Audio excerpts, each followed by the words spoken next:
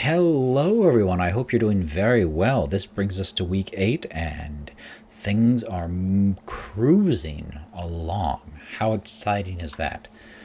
So far, I've gotten, as of right now, 4 of the VR headset reviews. Very promising, to be honest. It's very exciting to read them. You're letting some honesty flow out. That's good. I'll grade them as I come in and provide feedback.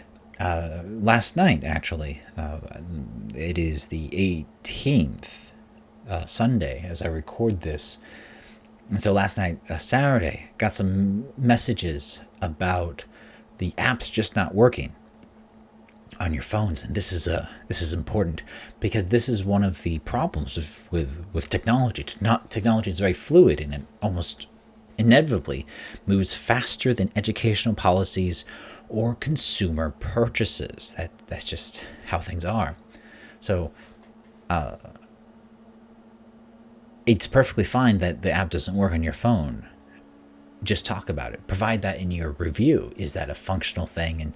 And that is something to mention. If the technology does not work, you need to tell that and write that down in a report. So in the in the future, when you're providing suggestions or advisement to your vice principals and principals, you need to be honest and say this stuff is broken, and hopefully they'll be smart enough to listen to you, and hopefully it's not their friend's company that they're buying from, but hopefully it works out. There's also a problem of Google. I misspelled that goggle, but anyways, Google, or Alphabet as they call themselves, because I think this website here is very helpful. Killedbygoogle.com. Let's open this up. Got a lot of other things open.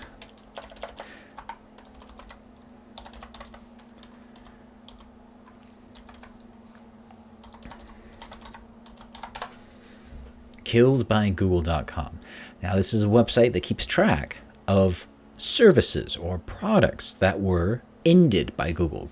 Google, Alphabet, they've been around for a long time, since I was in high school. Now, some of these, we go down to the old history. Yeah, this is, things that individual services they didn't need anymore. For example, Google Video Player, 2006, 2007. Google had their own video file, GVI, their own proprietary file thing. So it's something that, it didn't work out, so they killed it. Or like Google Answers. That was something that Yahoo Answers, which is now getting killed after a while, was very popular, so Google made their own. And it lasted for 4 years. Some of these, some of these were incorporated into later things. But, Google, if Google doesn't like something, they will end the project. They'll end the project, and they'll stop service. That is what they'll do. They'll do it real fast.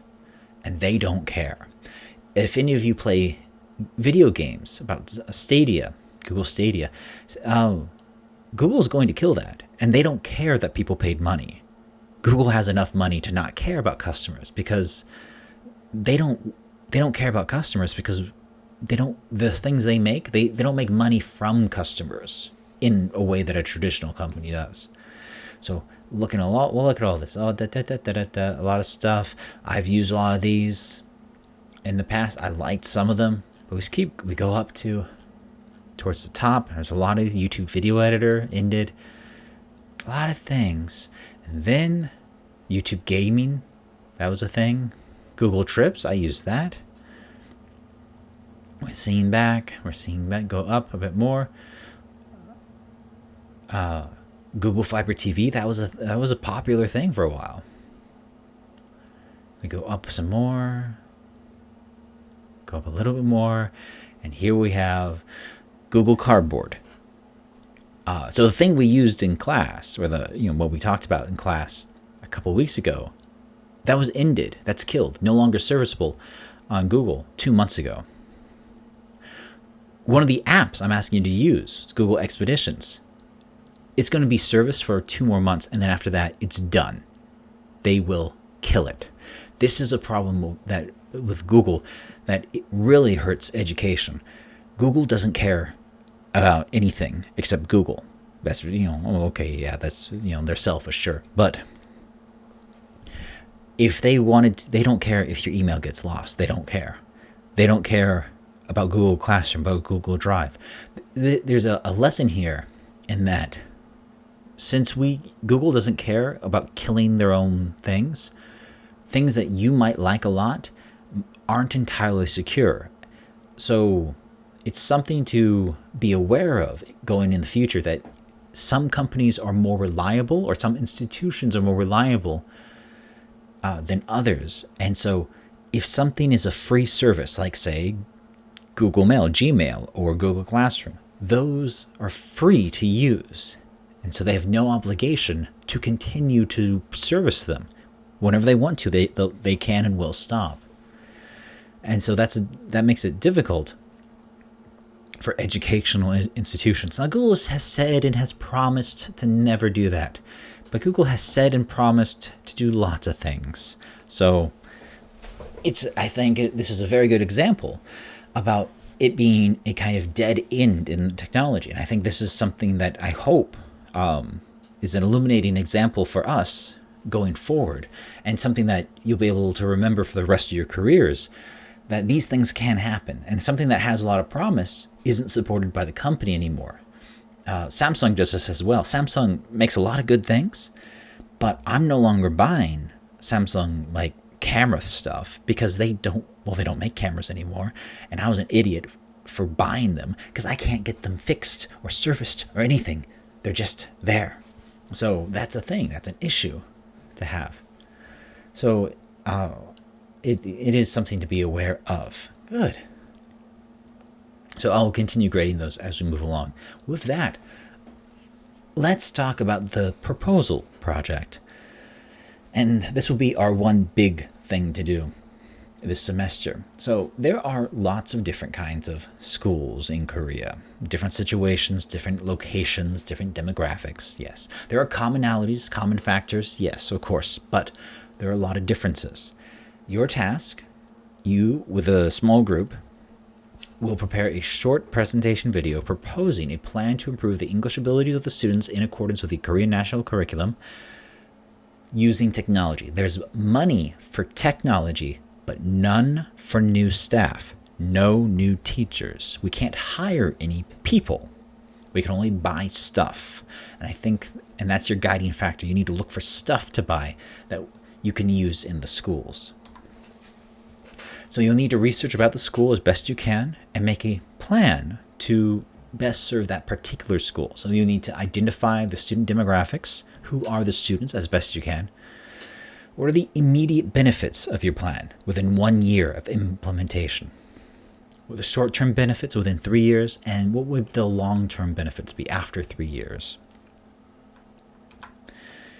And you'll need to be aware and honest about the difficulties or problems that might occur with your plan.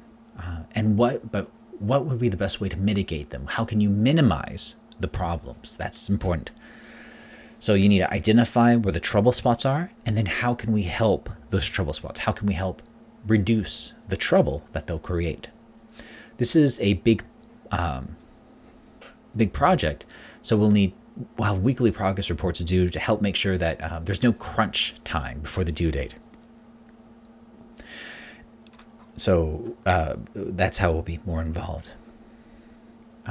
So you'll make your proposal videos. As of right now, I'm not sure how long they need to be. This is a new project, of course. So as we plan things out, as we do research, we can get a better feel on how long they need to be. I don't think they're going to be an hour long. I don't think they're going to be 30 minutes long. I think they're going to be 10 minutes long. But let's see how these form up. Everyone's going to watch each proposal video, and we're going to evaluate them as if they're real proposals. And so you're going to rank the videos, not your own. And out of all proposals, 3 will be selected as if we're awarding grant money to the plans. So you need to try, these are research projects and sales projects. You're selling your plan. So you need to make sure your videos are pleasant to look at. You're trying to persuade the audience that your plan is a good one and that they should choose it over other plans. Now, here's the thing. I've chosen 10 schools. These are 10 schools I have been to. And I've taught at most of these for a little bit. But these are the 10 schools. You will be able to choose which one school. We'll have 9 groups, and we'll have one school left over. Most of these are small schools. But we see here, just to go over the location, maybe because we're not familiar with locations, the one, what we might call a regular school, is Mushil Chodanhakyo here in Wonju. It's in the Mushil area. To me, this is a new town, because I'm old. And there's Lotte Cinema there now, too.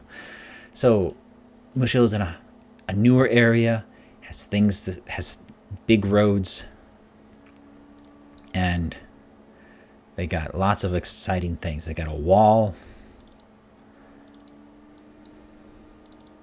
and trees and a Coco Hotel. Good for them.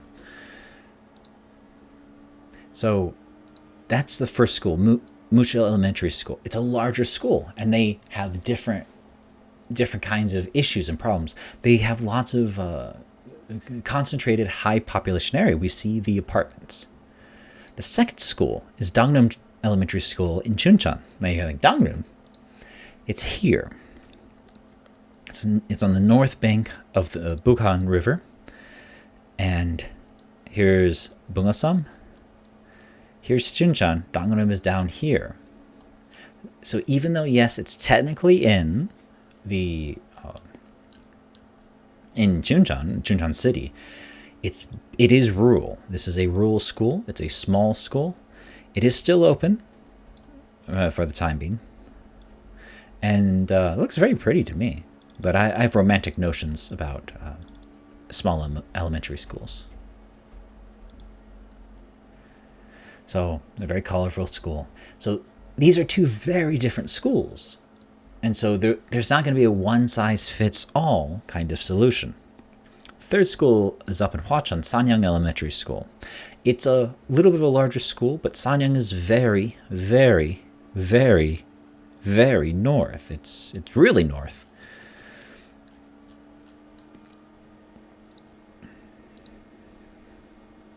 But it's not a small school by rural standards, especially by the size of the town.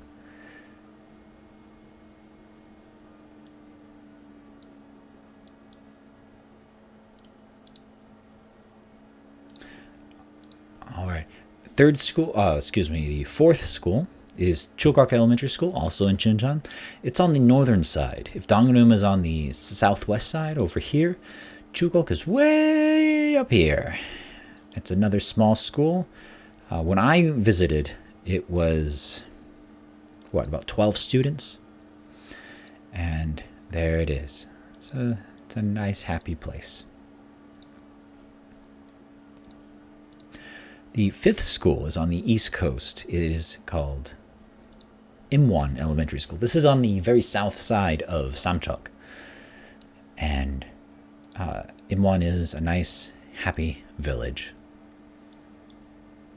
So we'll make our groups, and then you'll need to consider which schools you like, and then we're going to claim them. But right now, this is just a short introduction. Shindong Elementary School is also in Samcheok, but it is much inland. It is part of the mining history. Imwon, if we have the big map,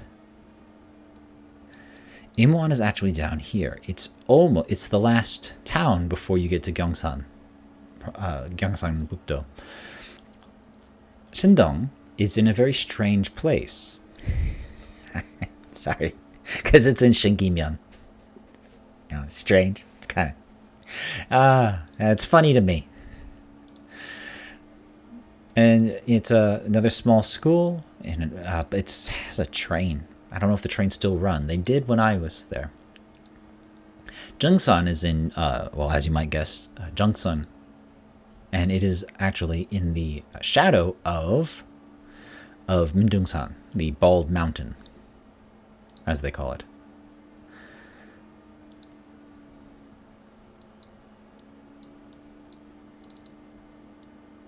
It's up there. It's not a small school, but it's, yeah, here's the main one of the entrances to hike up the mountain. So, but it is interesting to say that it's up on the mountains and the, well, hills.